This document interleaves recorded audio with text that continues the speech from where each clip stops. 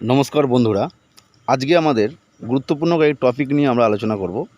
টপিকগুলো আমরা দেখতেই পাচ্ছেন। 1 নম্বর WBCS 2022-এর মেনের রেজাল্ট, 2 নম্বর হচ্ছে WBCS 2023-এর প্রিলিমস রেজাল্ট, 3 নম্বর টপিক হবে আমাদের পিএসসি মিসেলেনিয়াস সার্ভিস রয়েছে যার পরীক্ষা হতে চলেছে তার ভ্যাকেন্সি কত রয়েছে, 4 নম্বর হচ্ছে ক্লার্কশিপের ভ্যাকেন্সি কত রয়েছে, এছাড়া 5 নম্বর পিএসসি ক্লার্কশিপ অ্যান্ড মিসেলেনিয়াসের এক্সাম ডেট এটা কবে হতে পারে, এবং লাস্ট 5 নম্বর West Bengal audit and account সার্ভিসের নিউ অ্যাডভার্টাইজমেন্ট কবে আসতে পারে। এই নিয়ে মাননীয় স্যারের কাছে যে তথ্য পাওয়া গেছে সেই তথ্যের উপর ভিত্তি করে আমরা আলোচনা করব এবং সেই সঙ্গে কিছু কিছু আমার অভিজ্ঞতাও শেয়ার করব। 1 নম্বরে যে WBCS 2022-এর মেন রেজাল্ট, এই নিয়ে স্যারের কাছে যে তথ্য পাওয়া গেছে সেটা হলো এরকমই যে এই রেজাল্ট কিন্তু দেরি হবে এবং সেটা সম্ভবত ভোটের আগে বেরোনোর কোনো সম্ভাবনা নেই। অর্থাৎ আমরা জানি যে জুন মাসের যে 3 তারিখে যে রেজাল্ট ঘোষণা ঠিক তার পরে, অর্থাৎ দেরি হবে এখনও 2-3 মাস সময়। আমার মনে হচ্ছে রেজাল্ট আসতে আনুমানিক আরও 2-3 মাস, অর্থাৎ প্রায় সেপ্টেম্বর মাস নাগাদ আমার মনে হচ্ছে আসতে পারে, পূর্বের যে বিভিন্ন বছরের যে রেজাল্ট যেভাবে বেরিয়েছে তার উপর নির্ভর করে। 2 নম্বরে যে WBCS 23-এর প্রিলি যে এটা, তারও কিন্তু রেজাল্ট স্যার নিজের মুখে জানিয়েছেন অনেকটাই দেরি হবে, ফলে এটারও রেজাল্ট আপনি আশা করতে পারেন সেই জুলাই মাসের পরে, তার আগে কোনোভাবেই সম্ভব নয়। নেক্সট পিএসসি মিসেলেনিয়াস ভ্যাকেন্সি, সেই ভ্যাকেন্সি উল্লেখ করতে গিয়ে স্যার জানিয়েছেন যে ভ্যাকেন্সি হবে ভালোই আছে, তবে এই মুহূর্তে কত ভ্যাকেন্সি আছে সেটা বলা সম্ভব নয়।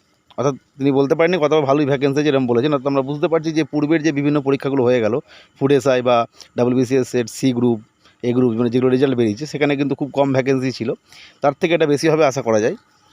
4 নম্বর হচ্ছে ক্লার্কশিপ ভ্যাকেন্সি যেটা, সেই ক্লার্কশিপ ভ্যাকেন্সি উল্লেখ করতে গিয়ে স্যার জানিয়েছেন ক্লিয়ারলি যে এর ভ্যাকেন্সি কিন্তু ভালোই আছে এবং কয়েক হাজার ধরে রাখতে পারে, অর্থাৎ বেশ কয়েক হাজার, অর্থাৎ 2-3 হাজার বা বেশি আনুমানিক আমাদের ভাবতে হবে। কারণ আমরা বিভিন্ন পত্রপত্রিকায় যেগুলো দেখেছিলাম সেগুলো কিন্তু কোনোটাই সত্যি নয়। স্যারের দেওয়া তথ্যগুলো মোটামুটি মিলে যায় এবং প্রায় 99% মিলে যায়। সেই জন্য স্যার যেহেতু বলেছেন ভ্যাকেন্সি কয়েক হাজার আছে, মানে বেশ কয়েক হাজার, তাহলে আমরা বুঝতেই পারছি যে ক্লার্কশিপের ভ্যাকেন্সি কিন্তু ভালোই রয়েছে। Next 5 number PSC clerkship and miscellaneous exam date, এই নিয়ে স্যার ক্লিয়ারলি জানিয়েছেন যে এই রেজাল্টের ডেট, মানে এই পরীক্ষার ডেট অবশ্যই ভোটের পরে আমরা বুঝতেই পারছি। এবং আমার মনে হচ্ছে যেটা পূর্বের যে বিভিন্ন পরীক্ষাগুলো হয় সেখানে কিন্তু পরীক্ষা হবার 1 মাস আগে সেখানে নোটিফিকেশান দেওয়া হয় যে এই দিন পরীক্ষা হবে, অ্যাডমিট কার্ড নিতে পারবেন। তার থেকে মোটামুটিভাবে একটা 30 দিনের সময় পাওয়া যায়।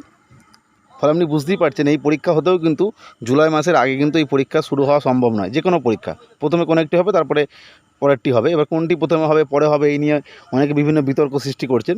তাদেরকে বলে রাখি যে যে কোনো পরীক্ষাটাই আগে হতে পারে, অর্থাৎ যেটা আগে ফর্ম ফিল আপ হয়েছে সেটাই আগে হবে এরকম কোনো কথা নয়, সেটা আগে বা সেটা পরে এরকমও হতে পারে। নেক্সট আমরা West Bengal audit and account সার্ভিসের যে অ্যাডভার্টাইজমেন্ট, সেই নিয়ে স্যার ক্লিয়ারলি জানিয়েছেন যে টেন্ডারের প্রসেস আমরা জানি যে রিসেন্টলি আমরা জানি যে 2016 সালের যে চাকরি ছিল গ্রুপ সি, গ্রুপ ডি, এছাড়া 9, 10 এবং 11, 12, সেখানে কিন্তু টেন্ডার প্রসেস নিয়ে একটা সমস্যা তৈরি হয়েছিল আমরা জানি। সেই নিয়ে যে কেস চলেছিল সেটা বর্তমানে খুব নিউজ হয়েছে, আমরা এটাও জানেন। তো সেই জায়গা থেকে আমরা বুঝতেই পারছি টেন্ডার কিন্তু একটা গুরুত্বপূর্ণ বিষয়। এই টেন্ডার নিয়ে একটু সমস্যা আছে, সেই টেন্ডার সমস্যা থাকার জন্য কিন্তু এই অডিট এবং অ্যাকাউন্ট সার্ভিসের যে অ্যাডভার্টাইজমেন্ট সেটা কিন্তু বর্তমান সময়ে আসছে না। এটাও আপনি আশা করতে পারেন ভোটের পরে, অর্থাৎ ভোটের আগে কিন্তু কোনো নতুন অ্যাডভার্টাইজমেন্ট আসছে না বা রেজাল্টও আসছে না, যেগুলো বেরোয়নি। ফলে আপাতত আপনাকে এখন প্রায় 2 মাস অপেক্ষা করতে হবে এই সমস্ত পরীক্ষা বা রেজাল্টগুলোর জন্য।